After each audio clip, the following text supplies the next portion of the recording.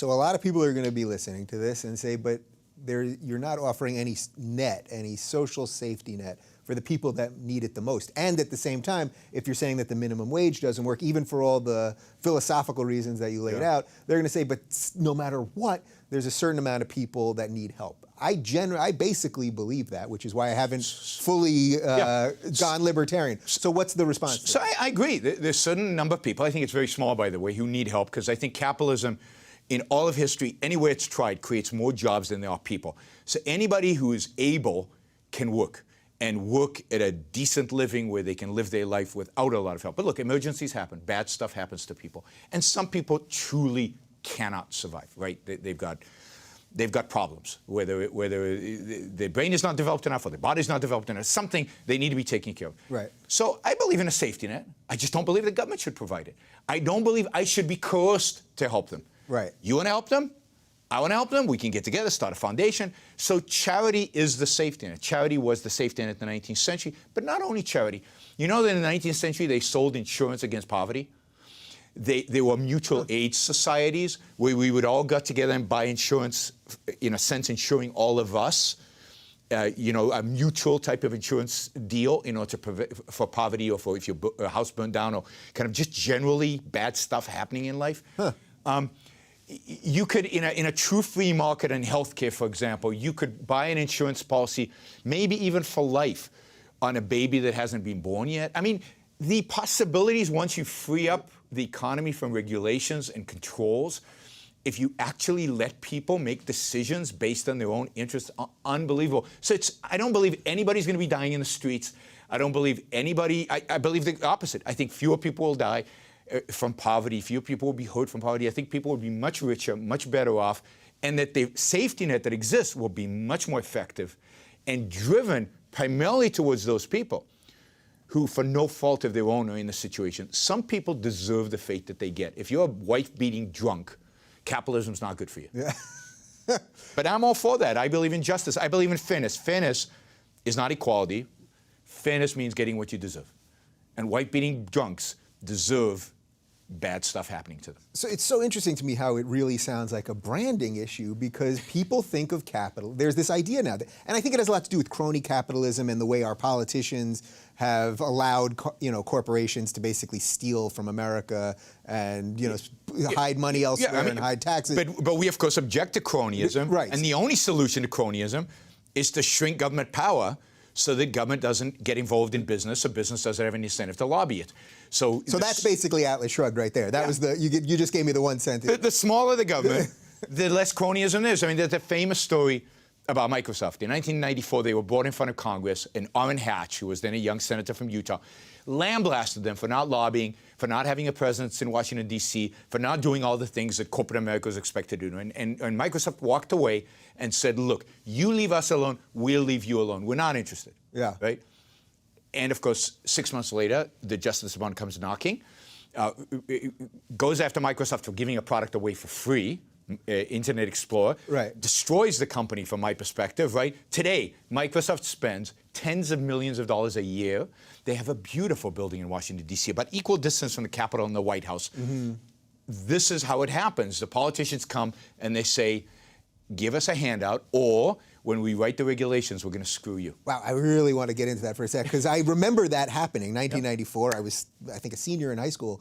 I remember that. So Internet Explorer was just it was the internet browser that was built into Windows. Yes. And basically the government said, you have a monopoly on this, right? Yeah. So But of course, Netscape invented web browsing. Right. They were charging, I think it was 50 or 70 bucks a pop, and here was being bundled with the operating system, and Netscape was saying, wait a minute, we can't compete against a free product. You're dumping, in a sense. And this is antitrust laws. And, just quickly, antitrust laws, and this is absurdity of antitrust laws. If you sell a product really, really cheap, then you're violating antitrust laws because you're dumping. If you sell a product much more expensive than your competitors, you must have a monopoly, so you're in violation of antitrust laws. And if you sell your product at the same price as your competitors, you're colluding. Yeah. It must be collusion, because how would you sell it all at the same price? So that's like the cell phone companies, because everybody's within $5. So. Antitrust is a law that is meaningless. It is completely at the discretion of the regulator when to apply it and when not. And that's what authoritarians always love. They love laws that are not clear, that are not objective, so they can choose. You didn't pay me this month, so I'm going to go after you, right? You're not lobbying, so I'm going to go after you. Google has learned this, right? Google and Netflix and these guys, they spend huge amounts of lobbying. Democrats, Republicans, they spread it all around. It's interesting that Google has no antitrust problems. Apple does, because Apple has lobbied very little, right? Microsoft did, because it lobbied zero. So this is the game that's being played, and it's a game that is determined by the politicians. They're the ones with the guns. They're the ones forcing this upon businessmen. Right. So is there a risk there, though, that if you remove all of that stuff, that the companies eventually will become more powerful than the government? Now, I suppose you wouldn't view that as a risk per se, but that Apple, at this point, Apple has more money than the government, right? Apple's in the black, you know? Look, this is the difference. Yeah. And this is a fundamental confusion. This is what you said. A lot of this is about words. It's about words, yes, but the deeper philosophical meaning of words. There's such a thing as economic power, and there's such a thing as political power. Political power is about coercion. It's about guns. It's about force. Economic power is about voluntary transactions. I have no problem companies gaining more and more and more economic power. They can only have that power as long as I voluntarily choose to trade with them. Right. I can choose to buy a Samsung tomorrow. I can choose to boycott Apple for a variety of reasons if I want to tomorrow. There are other choices. Right. There always are choices. But there is the risk that they could just buy every other company and eventually... Never happened. Never happened. So because a better mousetrap will always come along, right? Better mousetrap. The classical example of this is Rockefeller, right? Had 90+% of all oil refining in the 1870s, right? So monopoly. So what were we taught in Econ 101? Prices go up, quality goes down. Never happened. Prices went down every single year. I challenge anybody to look at the data. Go down every year. Quality goes down every year. Because Rockefeller understood that if he raised prices, competition would come about. And competition will often come about from products you would never expect. So, for example, in the 1870s, Rockefeller's oil was being used for kerosene to light us. Who competed him out of that business? I guess the... Thomas Edison. Yeah. What bureaucrat, what central planner would have sat back in 1870 and says, yeah, this guy in that lab, he's going to compete. Nobody would have imagined that. That's the beauty of real freedom, of real capitalism. Today, of course, Edison would have never been allowed to have the lab because he violated every code in the book. I'm sure he didn't wear goggles when he did his experiment. There's no way the regulators would allow that. Probably, absolutely. So in 19th century, we had relative freedom, and the consequence was the greatest pace of innovation in human history, the biggest innovative leaps in human history. I mean, really, today we get another app and we get all excited. Electricity was invented, right? Right. Lighting. Think of all the stuff that comes from electricity, and then think of the trains, automobiles, airplanes. I mean, the innovation in the 19th century, early part of the 20th century, are massive. Today, they're little incremental. So is that possible that just sort of the arc of humanity has changed, where those things? No. So you think it's boundless? It really is. I think it's boundless, and I think what's constraining today is our educational system, which is pathetic, particularly in science and math and the things where we teach kids to think.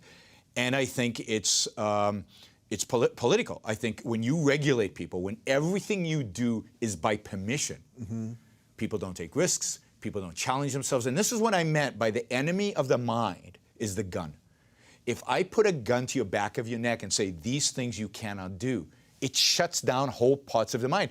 And this is exactly what the Enlightenment was fighting against. This is the whole idea of free speech. And free inquiry was the idea is you can't shut down the human mind. You can't shut it down in science. You can't shut it down in philosophy or / religion. You can't shut it down when it comes to business, because what you do when you do that is you destroy whole areas of inquiry. And some of those inquiries will be wrong. I mean, some experiments, blow up in your face, right? But you gotta fail in order to be successful. When we bail people out, when we don't allow restructurings, when we don't allow the dynamism that exists, we suffer. The reason we have so much innovation in Silicon Valley is because that is the least regulated industry in our economy. The reason Wall Street keeps collapsing is because it is the most regulated industry in our economy. So, okay, so Wall Street is regulated and we bail them out, and when they're too big to fail, we make them bigger. Sure. So I get all that. So what would the alternative been if we had just actually let them all fail? I mean, people basically say Obama saved... That's a false alternative, right? The alternative is 80% regulation or 90% regulation. No, the alternative is zero, right? The alternative is to unwind the system. The alternative is to get rid of the pages and pages and bookloads of regulations over the financial industry, free them up completely. That will probably lead to a completely different looking banking system than what we have today. But also make it clear, we're not going to bail you out when you deposit money in the bank because there's no deposit insurance. Right.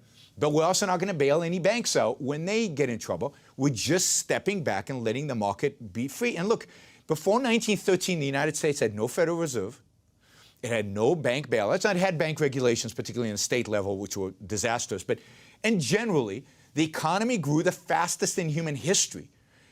From the Civil War until World War I, it was an amazing period of economic growth and economic success without a Fed, without central planners. That's what I'd like to see. The lesson of 2008 is get rid of the Federal Reserve. The lesson of 2008 is stop regulating the banks and the credit agencies and the rating agencies and all these things that distort markets. So my Bernie people are not going to be happy with you because you're both saying there's a problem here. Yeah. You're saying the problem is the government has artificially controlled what Wall Street can do. He would say we have to control them even more. Yeah, and I'm saying we've tried Bernie's solution since the Great Depression. Right, during the Great Depression, the first thing FDR did when he came into office in 33 and 34 is pass massive bodies of financial regulations. Since then, we've had inflation, we've had the S&L crisis, we've had 2008. Those regulations that were passed in 33 and 34 don't work. They never worked. They were disastrous from the beginning. It just takes decades to see their full manifestation. The solution is not to load up on them a whole new set of the same bad thing. You don't, if you run an experiment and it doesn't work, you don't double up on the experiment, right? What you do is you rethink your fundamental ideas about it, and we need to rethink finance from the beginning. Yeah, so I love that this really all comes down to human nature, right? Because if you were, let's say you were of the Bernie mindset and you'd say we have to regulate them more, I guess what he would say is, or what you would say is, well, someone, even if with all the regulations on earth, someone, because of human nature, is going to come in and figure out a way to still screw it up. No, it's the regulations that are screwing the system up, right? The regulations cause the crisis. The regulations provide the incentives for people to behave in particular ways that are screwy. I'm saying is the reason we trust regulation and we don't trust markets, and this is the key, right? Yeah. Because in every field this is true. A crisis happens, we regulate it, which causes another crisis to happen. We regulate even more, which causes a bigger crisis. And this was observed by Ayn Rand in the 50s and 40s. This isn't a new phenomenon. This is the way government functions. This is the way human beings function. Is the fundamental we don't trust is self-interest. We think that self-interest leads to lying, stealing, cheating, all this bad behavior. So we regulate it. Right. So all that happens is the regulations caused incentives to be misaligned and bad things to happen. So no, it's greed. It's self-interest again. So we regulate even more.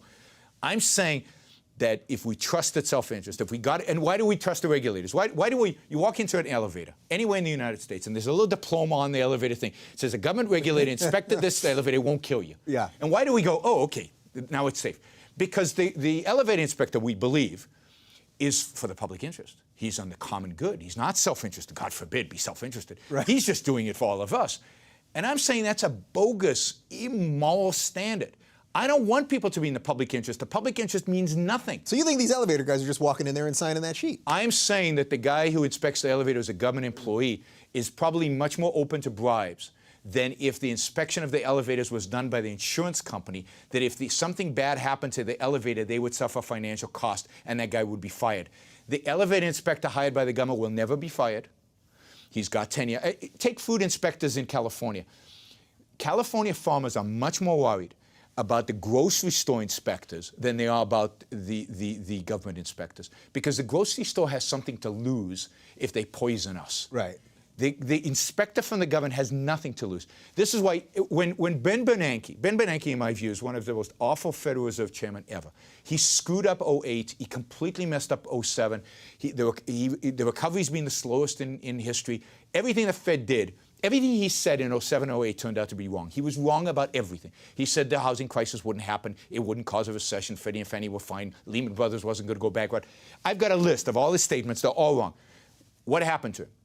He got rehired, right. And today he gets $250,000 to give a speech, right? Yeah. He's become a hero. What happened to the private bankers who actually drove their businesses, who did what the Fed did to their own businesses? They're out of jobs. Yeah, they're not behind jails. I know Bernie would like them all in jail. But they've suffered the consequences. They've lost their jobs. Nobody wants to talk to them. Nobody will hire them again. That's what happens in business. In business, if you fail, you're out. Government, when you fail, we reward you, particularly if you're in the bureaucracy, right? So I'm saying let's shift the model to where we trust individuals, we trust their self-interest, we leave companies alone. And if the companies do bad things, let them fail. We can boycott them if we don't like the way they behave towards, I don't know, gays or whatever. If we don't like their behavior, don't go to Chick-fil-A. Just don't buy Chick-fil-A. Boycott them. That's right. So this is where you would say if the Christian pizza maker doesn't want to make pizza for gays, you wouldn't say let the government stop them from doing that. You would say, well, boycott them and don't give them business. And yes, but I want to be a little bit more radical than that. Because this is a problem. We have Ted Cruz and people like that talking about religious freedoms. What religious freedom? I just believe in freedom. And the fact is that people have a right to discriminate. So I would expand it if the But don't give them your business. Yeah, don't give. So my point is this: if the baker doesn't want to bake a cake for a Jewish wedding, he has just as much right to do that as he has to discriminate. But I would never go near the plate. I would stand outside with a placard. I'd be on the barricades to drive that immoral bastard out of business, right? Yeah. But he has a right to be a bigot. People have a right to be racist. Yeah, they just don't have a right to force it on you. Yeah, I'm with you on that. Some of my friends on the left that will say, well, but they're using, the public street that they're on, so then we wouldn't want them to discriminate against black people. And I get the idea behind that. But once they walk off the public street into your store, it's yours. I am very discriminating in who I invite to my home. It's not discrimination based on race or any of these other factors, but people who I think are nice are invited. People who I don't like are not invited. We all discriminate. Discrimination is a good thing. What we need to teach people is not to discriminate based on stupid things or non-essential things. You discriminate based on a person's character. That's the appropriate discrimination. But are they always going to be irrational people? Are they always going to be stupid people? Are they always going to be bad people? Yes.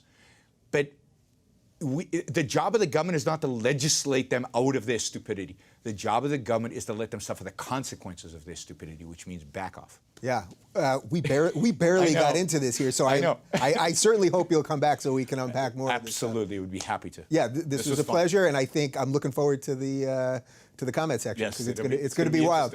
All right, I want to thank Yaron Brook for joining me today. You guys can follow him on Twitter. It's @YaronBrook, and he does respond, and he'll fight with you and send you links, and maybe he'll send you some of these pamphlets. And you can check out his book, Equal is Unfair, in the description right down below. Thanks.